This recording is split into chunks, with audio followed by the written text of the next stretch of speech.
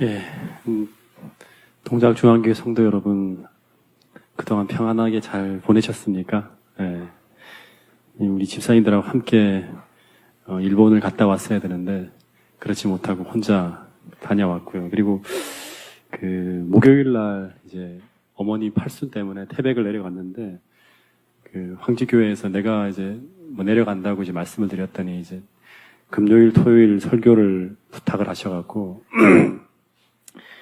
그때 이제 그 성주 엄마가 이번 기회에 어머니 꼭 좀 교회 가서 그동안 제 설교를 한 번도 안 들었으니까 좀 가달라고 부탁을 하니까, 그리고 또 누나가 바로 교회로 오겠다 그래서 누님 내외가 온다는 소식을 듣고 이제 어머니가 이제 마음이 움직이셔서 교회로 참석하게 되었어요. 그리고 형님 내외도 하여튼 시간이 이제 다 그쪽에 모여 있으니까 그쪽 교회로 오라 그래갖고 동현이까지 전부 다 식구들이 전체가 한 10여 명이 다 황지교회에 모여서 제가 다른 설교를 준비하지 않고 전도회에 관한 강목을 가지고 설교를 준비했어요.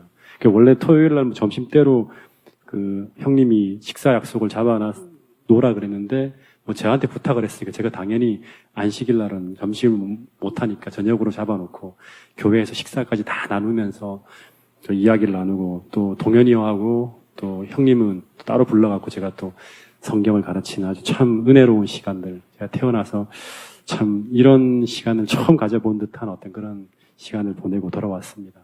여러분께서 제가 이 안식일 날 비우는 부분들을 또 여러분들이 잘 커버해 주셨기 때문에 마음 편하게 다녀올 수 있지 않았는가 생각이 듭니다.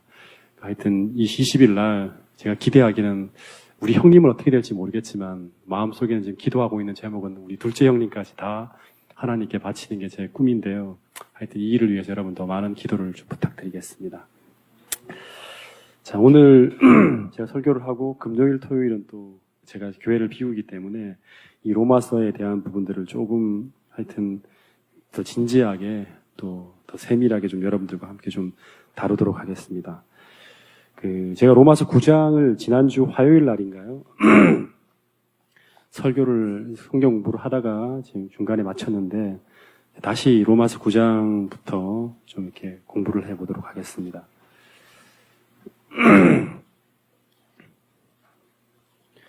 로마서의 큰 틀 속에서 이 9장을 보면 로마서 1장, 2장까지는 좀 서론이라고 말씀드릴 수 있고요. 로마서에 관계된 이 믿음으로 말미암는 이 바울이 말하는 이 복음은 3장 21절부터 시작해서 8장까지가 내용이 다 믿음으로 말미암는 이 로마서의 중요한 어떤 그런 알맹이라고 생각하시면 됩니다. 그리고 이제 9장부터 11장까지의 내용은 바울의 이 고륙, 다시 말하면 유대인들이 왜 이런 놀라운 복음을 지척에 두고서도 말씀을 맡은 사람들이 구원을 받지 못하게 되었는지에 대한 설명을 하는 부분이 9장부터 11장까지의 내용이에요. 그러니까 오늘 어떻게 보면 이 유대인들의 위치는 제7안식일 예수재림교인들의 위치하고 거의 똑같아요. 그러니까 우리는 다른 교인들은 몰라도 다른 사람들은 이 8장까지만 공부하면 끝나요. 근데 우리에게는 이 9장부터 11장까지의 내용은 굉장히 중요한 부분입니다. 진리를 맡고 있고 또 우리가 이 사명을 맡은 사람들이 왜 유대인들이 멸망하게 되었는가 하는 그 부분입니다. 9장 1절부터 이제 3절까지 보면 바울의 마음에 아주 큰 근심이 있어요. 그 이유는 이 너무나 확실한 구원을 지척에 두고 유대인들이 멸망해 가는 겁니다. 9장 1절부터 3절까지를 먼저 한번 읽어볼까요? 자, 시작. 내가 그리스도 안에서 참말을 하고 거짓말을 아니하노라. 나에게 큰 근심이 있는 것과 마음에 그치지 않는 고통이 있는 것을 나의 양심이 성령 안에서 나와 더불어 증언하노니 나의 형제 곧 고륙의 친척을 위하여 내 자신이 저주를 받아 그리스도에게서 끊어질지라도 원하는 바도라. 이 저주라는 게 이제 영원한 멸망을 얘기한다 그랬죠. 이 말씀을 보면 사도 바울은 지금 하나님 앞에 목숨을 걸고 구하는 것이 무엇인가 하면 유대인들의 구원이에요. 내 자신이 저주를 받아 그리스도에게서 끊어질지라도 유대인들을 향한 사랑과 그들의 구원에 대한 관심이 그치지 않는다는 거예요. 근데 여러분, 이 유대인들은 사도 바울에게 어떤 사람들인가요? 유대인들.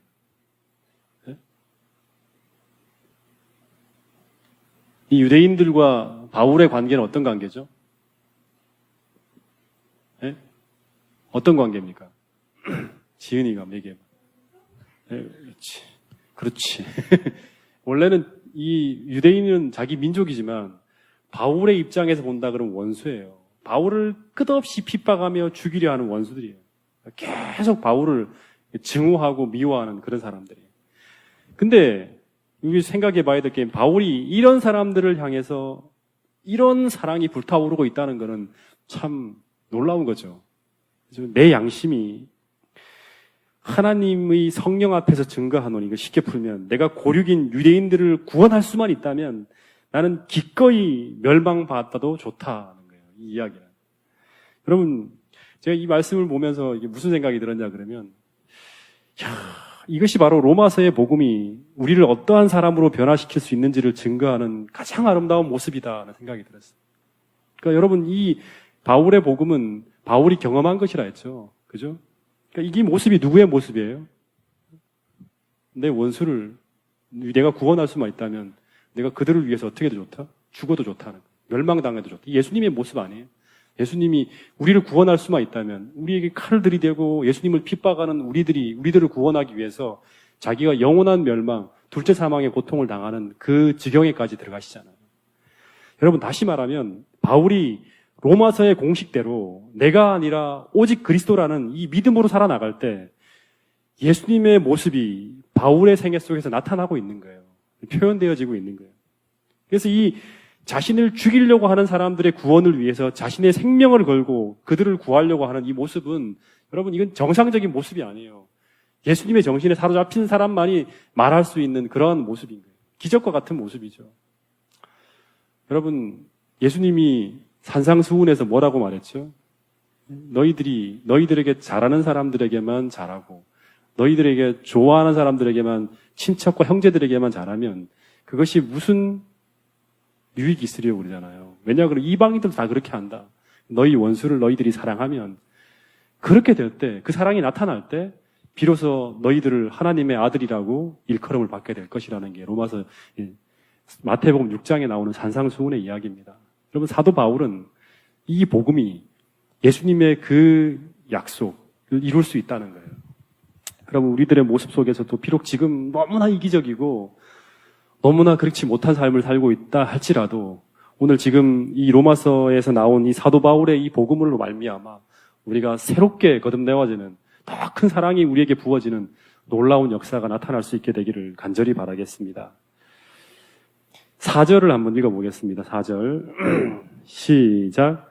그들은 이스라엘 사람이라 그들에겐 양자됨과 영광과 언약들과 율법을 세우신 것과 예배와 약속들이 있고 조상들도 그들의 것이요 육신으로 하면 그리스도가 그들에게서 났으니 이는 만물 위에 계셔서 세세 찬양을 받으실 하나님이시니라. 이 말씀을 보면 좀 잘 들어야 돼요. 이스라엘은 하나님의 언약도 있고 율법도 있고 약속들을 소유한 사람들이라 그럽니다. 하나님의 약속들이. 그러니까 언약 백성이죠. 선민이라는 거예요. 하나님의 영광스러운 복음이 이들에게 주어졌고, 그리고 그리스도가 그들에게서 태어나는 영광이 그들에게 있었어요. 근데 이런 복음을 가진 그들이 구원을 받지 못하는 굉장히 이상한 일이 벌어졌어요. 대부분의 민족이 다 멸망하는 그 길을 걷고 있는 거예요. 지금 걸어가고 있는 거예요. 여러분, 왜 이런 놀라운 빛과 복음의 지식을 가진 이스라엘이 멸망하게 되었을까요?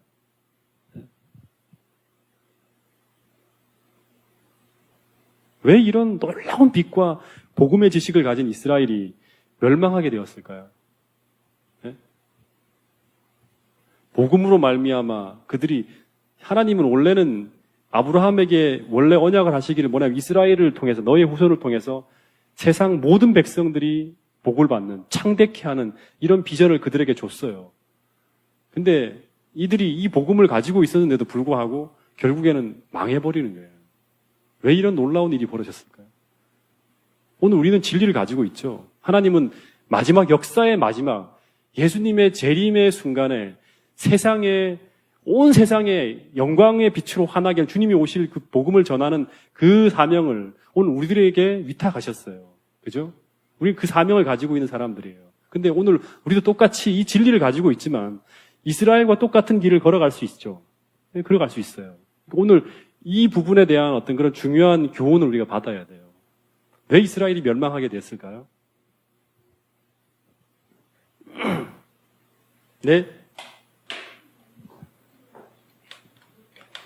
네? 맨날 막 떠들고 혼자 떠들고 나가니까 좀 그런 것 같아. 좀 여러분들하고 같이 주거니 받거니 좀 해야겠어요. 듣고 있는지 그냥 혼자 떠들고 있는 건지.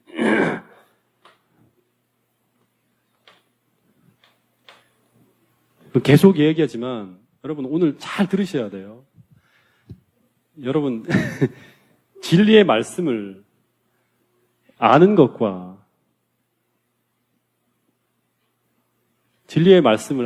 이 언약의 말씀을 아는 것과 이 진리의 말씀과 언약의 말씀을 믿음으로 마음에 받아들이고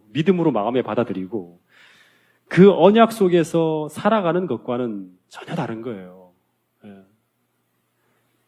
살아가는 것과는 전혀 다른 거예요. 이 살아감이라는 것은 믿음으로 순종한다는 것도 말할 수 있겠죠. 정말 중요한 부분입니다. 이스라엘 유대인들은 진리를 알았어요. 언약이 어떻게 되는지 알았어요. 그게 저주의 길, 진리의 축복의 길, 뭐 다 알았어요. 다 알아요. 창세기에 무슨 내용이 나오는지 다 알아요. 다 알아요. 신명기 쉐마이의 이야기들 다 외워요. 달달달 외워요. 근데 그것을 그 언약의 말씀을 언약을 믿음으로 마음에 받아들이고 그 언약 속에서 살아가는 삶에는 실패하는 거예요. 이게 유대인들이 실패하는 거예요. 여러분 그들은 말씀을 알고는 있었지만 그 말씀을 따라 삶으로 말미암아 이루어지는 그 축복을 경험하지 못하는 거예요. 그러니까 언약의 성취죠. 이 축복이라는 건 언약의 성취예요. 하나님 말씀대로 믿음으로 살아가는 사람들에게 이런 축복들을 주시겠다고 했는데 그 언약을 성취하는 거거든요. 예수님이 태어나는 것도 그 언약의 성취 중에 하나예요. 그들이 알아보고 그분으로 말미암아 속죄함을 받고 그 다음에 마지막에 그 언약 속에 들어가는 사람들이 어디로 가냐 그러면 세상을 향해서 나가는 거예요. 근데 이 축복을 언약의 성취를 경험하지 못하는 거예요. 여러분 믿음이라는 것은 우리가 하나님의 백성으로서 살아가는 언약 백성이 되는 건 이걸 여기까지를 믿음으로 성취해야 돼요. 그러니까 오늘 우리가 이것을 맛보지 못하고 있다 그러면 오늘 우리는 다시 한번 하나님의 언약 속으로 다시금 돌아가야 돼요. 이 언약이 깨어지지 않았는지, 언약 속에 살고 있지 못하는 건 아닌지, 내 삶의 모든 방향들이. 여러분 성서에서 말하는 믿음의 백성들이 반드시 나가야 될 부분이 바로 뭐냐면 여기에요. 살아가서 축복을 성취하는 거예요. 믿음으로 받아들이면 살아가야 되는 거예요. 믿음으로 받아들였다 그러는데 머릿속에만 있고 살아가지 않는다는 것은 믿음에 실패한 거예요. 이거는. 믿음이 아니에요. 내가 이 길에 하나님께서 주신 언약들이 있고 여기 하나님이 함께 하심을 알고 있는데 이 길로 안 가. 말은 하지만. 그러면 이거는 믿음에 실패하는 거예요. 그러니까 행함과 믿음이 함께 한다 그러잖아요. 여러분 근데 이런 얘기를 쭉 들으면 이 로마서는 유대인들도 보는 거거든요. 9장부터 11장까지 이렇게 보는데 유대인들이 이 글을 읽다가 유대인들에게 궁금한 것이 뭐냐 그러면 제일 받아들이기 힘든 게 뭐냐 그러면 하나님은 아브라함의 자손을 선택해서 분명히 그들을 창대케 하고 그들을 통해서 세상에 하나님의 이름을 영화롭게 하겠다는 이 자기들이 선민이라는 이 약속이 있는데 이 약속이 그러면 패해졌다는 말인가? 이게 궁금한 거예요. 하나님은 분명히 아브라함의 후손인 자신들을 통해서 하나님은 세상을 축복하게 하고 우리를 창대케 하겠다고 선민으로 선택했다 했는데 이 약속이 그러면 폐하여진 것인가? 이 얘기를 도전하는 거예요. 네 얘기가 그렇다고 우리 다 망한다 그러면 하나님과 우리하고 언약한 그 약속이 그러면 폐해졌다는 거 아닌가? 말도 안 되는 소리 하지 마라. 유대인들이 그다음 바벨론 상에서 우리가 멸망할 뻔했지만 하나님 우리 안 버렸다.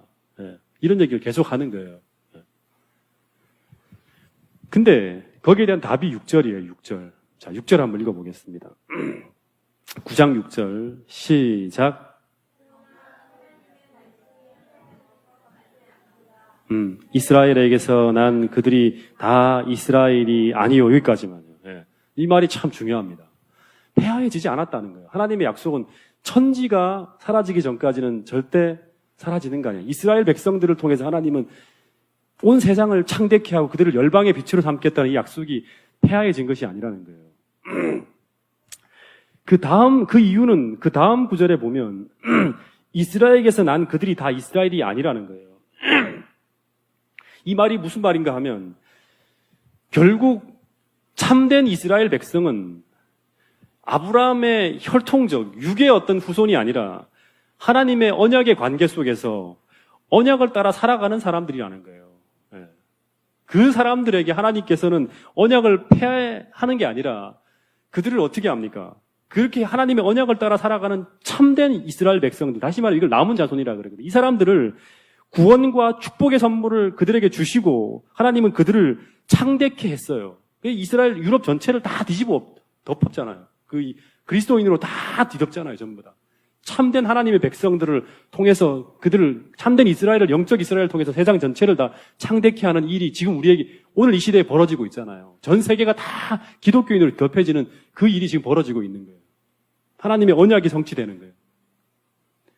여러분 결국 멸망당하는 이스라엘은 어떤 이스라엘이냐 그러면 진짜 하나님과의 참된 언약 관계 속에 살아가는 하나님의 진짜 백성이 아니라 하나님과 관계없는 하나님이 도무지 알 수 없는 언약 관계가 다 깨어진 이름만 하나님의 아브라함의 후손이라는 이름만 가지고 있는 이스라엘이었어요.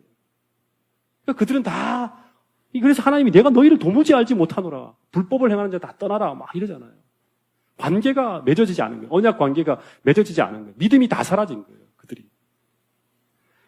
여러분 오늘 우리는 이런 이스라엘의 위치에 설 수 있는 아주 어떻게 보면 위험한 과정 속에 있다고 할 수 있어요. 우리는 하나님 진리를 가지고 있고 진리가 너무나 분명한 어떤 그런 교회에 우리는 다니고 있어요. 그러니까 진리 백성이니까 우리는 분명히 동작중앙교회 발만 담그면 다 구원받는다 생각할 수 있어요. 이런 착각에 빠질 수가 있어요. 여러분 오늘 우리는 분명히 여기서 교훈을 받아야 돼요. 우리가 하나님의 참된 언약 백성으로서 이 진리의 말씀대로 살아감으로 말미암아 우리에게 이루어지고자 하시는 그 축복이 우리에게 성취되고 있는지 지금 살펴봐야 돼요. 여러분 27절 보세요. 로마서 9장 27절.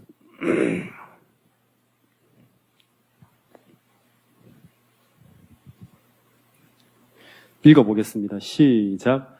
또 이사야가 이스라엘에 관하여 외치되 이스라엘 자손들의 수가 비록 바다 모래 같을지라도 남은 자만 구원을 받으리라. 25절에 보면 호세아에 그래도 이르기를 내가 내 백성이 아닌 자를 내 백성이라 내가 사랑하지 아니하는 자를 사랑하는 자라 부르리라. 너희는 내 백성이 아니라 한 그곳에서 그들이 살아계신 하나님의 아들들이라 일컬음을 받으리라. 다시 말해 이스라엘 백성들이 다 빠지고 난 다음에 그 자리를 누가 채워요? 누가 채웁니까? 하나님의 백성이 아니라고 하는 자들을 다시 채운다는 거예요. 이방 백성들이 자리를 채운다는 거예요. 이게 똑같이 역사의 마지막에 벌어질 거예요. 오늘 재림교회에서 이 하나님과의 언약 관계, 다시 말하면 믿음에 실패한 사람들, 하나님이 주신 이 복음이 얼마나 귀한지 가치를 알지 못하고 살아가는 사람들이 다 떠나갈 때 진리에 밖에 있었던 사람들, 내 백성이 아닌 일요일교회 많은 사람들을 다시금 하나님께서 불러갖고 마지막 사업을 마친다는 것이 이 엘렌 화이트에 나와 있는 예언들입니다. 여러분 역사는 반복돼요. 제가 하나님은 구약 처음 창세기부터 지금까지 하나님의 일하시는 방법은 거의 비슷한 방법으로 계속 반복되는 걸 볼 수 있습니다. 여러분 오늘 우리가 그래서 정신을 바짝 차리고 이 동작중앙교회 백성들이라만이라 하더라도 우리는 절대 우리가 가지고 있는 이 영광스러운 진리와 이 사명과 이 복음에 대한 부분들을 확고하게 여러분의 그 삶을 통해 살아감으로 말미암아 끝까지 이 자리를 잃지 않는 여러분과 저가 되기를 간절히 바라겠습니다. 여러분 오늘 이 부분을 원래는 많은 시간들을 좀 해야 되는데 이 남은 자손이라는 얘기를 좀 한번 좀 나눠보도록 이야기를 좀 해볼게요.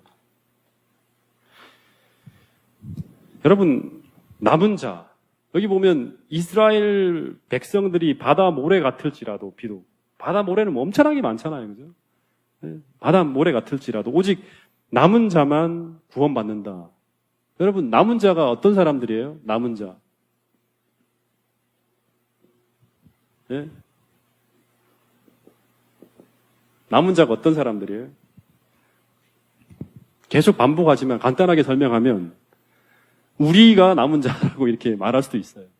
남은 자는 하나님의 약속의 말씀 속에 자신을 두고 그 언약을 이루는 참된 하나님의 백성이에요.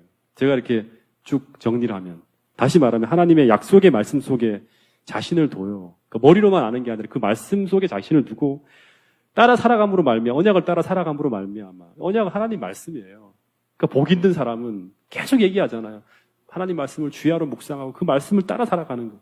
아브라함의 믿음을 소유한 사람들은 아브라함처럼 말씀을 쫓아가는 거예요. 가는 거예요. 따라가는 거예요. 그 자리에 그대로 있어서는 절대 하나님의 믿음을 따라 살 수가 없어요. 하나님을 경험할 수가 없어요. 따라가야 돼요, 이렇게. 그래서 그 언약을 성취하는 거예요. 노아 홍수 시대에 보면, 남은 자손을 제가 이렇게 쭉 보니까, 노아 홍수 시대에 보면, 기독교인이 얼마나 됐나요? 셋의 후손이 얼마나 될까요? 엘렌 화이트의 부조화 선자에 보면 많은 사람들이 하나님을 믿는다고 얘기하고 있었어요. 바다 모래 같았을지 몰라요. 인구가 안 죽었으니까. 워낙에 많은 사람들이 살고 있었기 때문에. 다 하나님을 믿는다고 공언하는 수많은 사람들이 있었어요. 근데 그 중에 누가 남은 자입니까? 남은 자가 누구예요? 하나님의 백성이 바다 모래 같았을지라도 누가 남은 자죠, 여기? 8식구잖아요. 노아하고 그 가족들 8식구예요. 그러니까 이 사람들은 단지 하나님의 말씀을 아는 자들이 아니라, 하나님의 말씀을 아는 자들이 아니라 하나님의 언약 속으로 들어가서 노아와 함께 믿음으로 하나님이 말씀이 명시한 그 구원의 길로 들어간 사람들이에요. 다시 말하면 방주에 오르는 거죠. 그러니까 움직이는 거예요. 바벨론에서도 마찬가지예요. 이 바벨론에 의해서 이스라엘이 무너질 때 그때 수많은 이스라엘 백성들이 있었죠. 그들이 다 멸망당합니다. 다 죽어요. 근데 소수의 남은 무리가 바벨론에서도 빛나고 있었어요. 항상 하나님은 소수의 이 무리들, 다시 말하면 페이스풀, 신실한 남은 무리들을 가지고 항상 움직이는 걸 볼 수 있어요. 그들이 누구냐 그러면 이 동일하게 노아처럼 믿음으로 하나님의 말씀 안에서 뜻을 정하여 그 말씀을 따라 살아가는 거예요. 이 살아간다는 거, 뜻을 정해 살아가는 거예요. 음식을 거부하고 그 다음에 하나님의 말씀을 불 속으로 따라 들어가는 거예요. 계속 하나님이 말씀하신 그 명시하신 그 뜻대로 따라가다 보니까 하나님의 뜻이 성취되어지는 거예요. 그 불 속에서도 하나님께서 말씀에 따라서 네가 불 가운데 지나갈지라도 불이 너를 사르지 못한다는 150년 전에 주어진 그 언약이 그대로 그 다니엘과 세 친구들 통해서 이루어지는 거예요. 그리고 그들이 별과 같이 빛나서 바벨론 전체를 복음화시키는 빛을 전하는 이런 사람들로 하나님은 성취하는 거예요. 내가 너희를 꼬리가 되지 않고 열방의 빛으로 삼아서 세상 모든 백성이 뛰어나게 하겠다는 그 언약이 그들을 통해 성취되는 거예요. 네. 여러분, 근데 이스라엘 백성들이 계속 굴욕적인 삶을 살아가는 게 바로 뭐냐 그러면 그들이 이 언약대로 살지 못하기 때문에 계속 실패하는 거예요. 내가 편한 길로만 가고 내가 원하는 것만 하고 하나님 명시하신 대로 걸어가지가 않는 거예요. 예수님 초림 당시에도 이스라엘 뭇 백성이 바다 모래 같았지만 결국 주님의 초림을 알아본 사람들은 성경을 아는 사람들이 아니에요. 창세기에 뭐가 적혀있는지 아는 사람들이 아니라 하나님과 믿음으로 언약 관계에 들어간 소수의 남은 자손만이 예수님의 그 초림을 맞이하는 거예요. 그리고 이스라엘 역사의 마지막에 그 수많은 무리들이 하나님의 언약과 율법을 가지고 있었지만 결국 하나님 나라를 이루는 그 언약에 동참한 남은 무리는 마가 요한의 다락방에 모인 이 120명이에요. 120명. 그리고 예수님의 승천 당시에 끝까지 쫓아간 사람들이 몇 명인지 알아요? 주님의 승천을 바라본 사람. 이거 마가 요한의 다락방에서 120명이 모여 있었고 실제로 예수님의 승천을 바라본 사람은 몇 명인지 아세요? 몇 명입니까? 주님께서 그 사도행전에 이스라엘 백성들에게 사랑받기 위해 태어난 사람 맞아요. 자, 500명이잖아요. 500명. 500명 중에서도 또 나머지는 다 흩어지고 120명만이 마가 요한의 다락방에 내려갑니다. 여러분, 결국 하나님의 약속을 이루는 사람들은 이들이었어요. 이 120명을 통해서 유대교로 아주 진짜 아주 똘똘 뭉쳐진 그 세상을 뒤집어 엎고 그리고 어디까지 나갑니까? 유럽까지 다메섹 그냥 사마리아로 다 퍼져나가잖아요. 그러니까 아브라함을 통해서 이루시고자 하신 그 약속, 내가 너를 바다 모래같이 하겠다. 너의 우수를 이스라엘 백성들. 이게 이루어지는 거예요. 이들을 통해서. 그러니까 언약이 하나님 말씀이 폐하해진 것이 아니라 결국엔 남은 무리를 통해서 역사의 마지막 세계 전체를, 그 당시 로마 전체를 다 복음화시키는 일이 벌어지는 거예요. 세상 전체를 다 창대케 하는 그 약속이 이루어지는 거예요. 여러분, 마찬가지예요. 역사의 마지막에 하나님은 마찬가지로 이스라엘 사람들의 수가 바다 모래 같을지라도, 다시 말하면 하나님을 믿노라고 공언하는 사람들이 바다 모래 같을지라도 하나님은 그들을 모두를 당신의 백성으로 부르지 않고 그들을 모두를 다 사용하는 것이 아니라 당신과 믿음으로 맺어진 하나님의 남은 무리를 통해서 하나님은 역사의 마지막을 장식할 거라고 성경은 예언하고 있어요. 여러분, 그들에게 하나님은 구원과 성령과 은혜를 아주 집중해서 부어주는 거예요. 마지막에. 여러분, 그들이 누구죠? 그들이 누굽니까?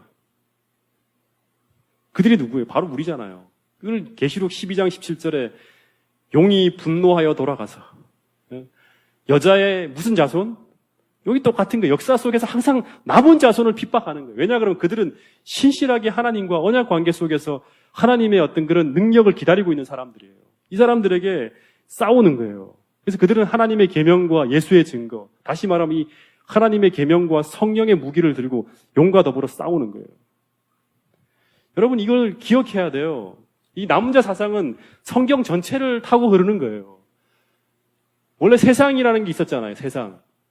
세상에서 처음에 하나님은 누구를 남은 자손으로 불렀나 그러면 이스라엘을 남은 자손으로 불렀어요. 이 세상에서 한다 그러면 이스라엘이 남은 자손이에요. 이 세상이라는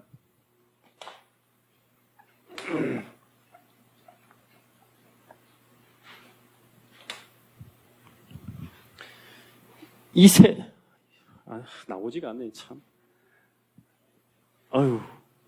이 세상에서 남은 자손은 이스라엘을 하나님은 선민으로 부른 거예요. 세상에 수많은 사람들이 있지만 그 중에서 남아있는 하나님의 신실한 백성들은 이스라엘이라는 백성이에요. 근데 이스라엘 중에서도 하나님은 또 남은 자손을 불러요.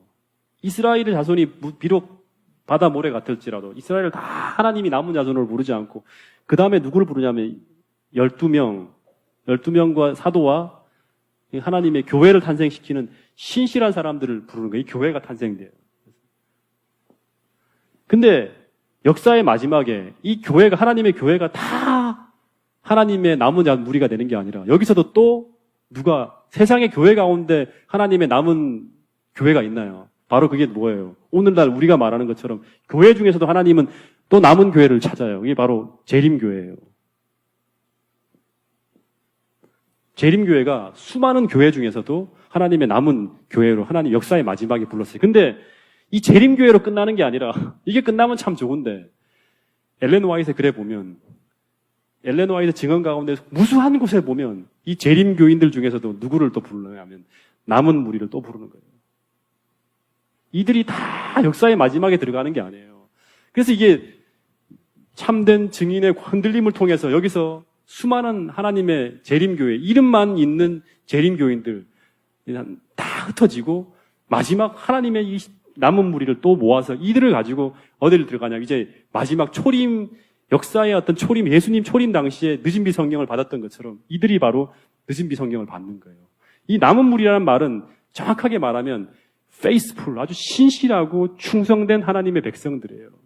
이게 14만 4천이 되어서 마지막, 역사의 마지막에 하나님의 이 영적 마지막 아마겟돈 전쟁을 위해서 나가는 군대와 같은 무리로 나가는 거예요. 티나 주름 잡힌 것이 없는 하나님의 신실한 믿음을 가지고 끝까지 하나님을 위해서 충성된 그 삶의 길을 걸어가는 사람들이 바로 이들이라는 거예요.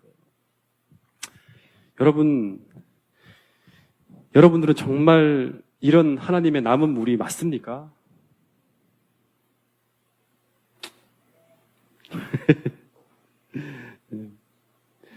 여러분, 정말 우리 정신을 바짝 차리고 이 역사의 마지막에 다른 어떤 것을 보기보다 가장 중요한 어떤 가치를 이 예수님의 이 마지막 예언에 우리가 마음을 두고 이 복음의 마음을 둬서 정말 우리가 지금 많이 잡다하게 관심을 갖는 많은 것들이 그 역사의 마지막에는요, 진짜 쓸데없는 것이었음을 드러낼 수 있어요. 우리가 물론 그걸 다 집어치우라는 게 아니라 관심의 우선순위를 여기 예수님과 이 마지막 우리 이 남은 교회에 주신 사명에 이 진리에 여러분의 관심과 정성과 애정을 두게 되기를 간절히 바랍니다.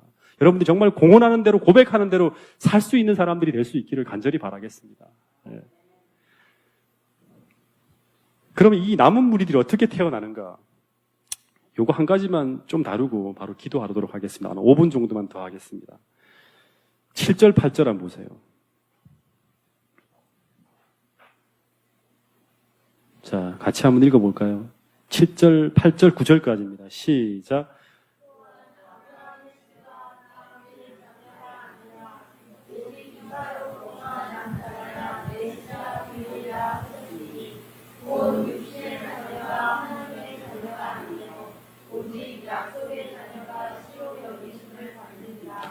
약속의 말씀은 이것이니 사라에게 아들이 있으리라 하심이라. 이게 무슨 말인가 하면 아브라함의 자손이 되는 것은 혈통으로 되는 것이 아니라 혈통이라는 말은 육이라고 생각하면 돼요. 육이라는 것은 뭐예요? 그러니까 인간의 방법이죠. 그러니까 우리가 하나님의 자손으로 태어나는 것은 하나님의 자손이 되는 것은 교회를 다녀서 되는 게 아니에요. 교회를 다녀. 혈통으로 되는 것이 아니라 다시 말하면 이스라엘 백성이라는 어떤 이름만 가지고 되는 게 아니라 반드시 이삭처럼 되어 태어나야 한다는 거예요. 이삭처럼 태어나요. 여러분 이삭이 상징하는 게 뭐죠? 이삭. 좀 다음에 바꾸겠습니다. 잘 안 보이죠? 이삭이 상징하는 게 뭐예요? 이삭처럼 되어야 한다. 이삭으로부터 이어진다는 거예요. 이삭이 뭘 상징합니까? 예? 예? 이삭은 아브라함과 사라가 자연스럽게 아이를 기대할 수 있는 시기가 지난 후에 초자연적인 능력으로 태어나죠. 초자연적인 능력으로. 다시 말하면 하나님의 능력으로 태어나는 거예요. 하나님의 능력으로 이 하나님의 방법으로, 사람의 방법으로, 사람의 힘으로 태어나지 않아요. 하나님 백성들은. 반드시 이 과정을 거쳐야 돼요. 무엇으로 태어나요? 하나님의 능력이라는 건 성령으로 태어나는 거예요. 성령으로. 성령으로 출생한 사람만이 하나님의 약속을 붙들 수 있는 사람이 되는 거예요. 성령으로 태어난다. 이게 뭘 상징하는 거예요? 거듭나는 거예요. 거듭나는 거. 거듭나. 그러니까 오늘 우리가 사망에서 생명으로 땅으로 옮겨간 사람만이 이 가치를 알 수 있고 하나님과 교통할 수가 있는 거예요. 거기에 성령이 부어지는 거예요. 그래서 이 하나님의 여자의 남은 자손은 반드시 하나님의 계명과 예수의 증거를 가지고 있다. 그러면 예수의 증거가 바로 뭐냐? 그러면 성령이에요. 성령의 예언의 선물을 주신 엘렌 화이트의 글뿐 아니라 성령을 포함하는 거예요. 네. 여러분, 근데 이삭의 탄생의 중요한 근거가 바로 뭐냐 그러면 어떻게 해야지만 우리가 거듭날 수 있는가? 하나예요, 하나. 하나님의 약속이 약속이라는 거예요. 약속으로 출생한다는 거예요. 그러니까 이 하나님의 약속을 아브라함이 받아들임으로 아브라함은 이삭의 부모가 되는 거예요. 이삭을 선물로 받는 거예요. 9절에 보면 약속의 말씀은 이것이니 명년 이때 내가 이르리니 사라에게 아들이 있으리라. 이 약속의 말씀을 근거해서 자식이 태어났다는 거예요. 여러분 마찬가지로 우리가 거듭나는 것도 하나님의 약속에 근거한 것일까요? 여러분 우리가 구원받고 거듭나고 성령을 선물로 받게 되고 죄인인 우리가 용서받고 영생을 얻어 하늘 가는 이 모든 것이 다 하나님께서 우리에게 해주시겠다고 하시겠다고 주시겠다고 하신 그 은혜의 약속을 따라 우리가 그것을 믿음으로 받아들이는 그 조건, 믿음으로 해요. 오직 믿음으로 받아들이는 그 조건에 의해서 우리에게 주어지는 선물들이라는 거예요. 여러분 거듭남의 조건, 우리가 하나님 마지막 남은 무리가 되는 조건, 이 모든 것이 다른 어떤 것이 아니에요. 우리가 무엇을 하거나 우리가 어떻게 하나님 앞에 기여해서 하는 것이 아니라 오늘 그분의 약속을 믿고 의지해서 내가 인생의 주인이 아니라 오늘 이 말씀이 내 삶의 주인이 되게 하고 오직 그리스도가 내 삶의 주인이 되게 하기로 결심하고 그 믿음 앞에 서 있는 사람들, 그 언약 속으로 들어간 사람들에게 하나님께서 이 모든 걸 다 해주시겠다는 거예요. 여러분 이걸 믿지 못하고 이 하나님의 이 신실하심을 우리가 의심하게 되고 하나님께서 정말 선하신 분이라는 사실을 우리가 믿지 못하고 우리가 흔들리는 그 믿음 속에서 들어갔다 나갈까 이렇게 망설이고 주저하고 갈등하는 이 모든 사람들은 결국엔 다 실패하는 거예요.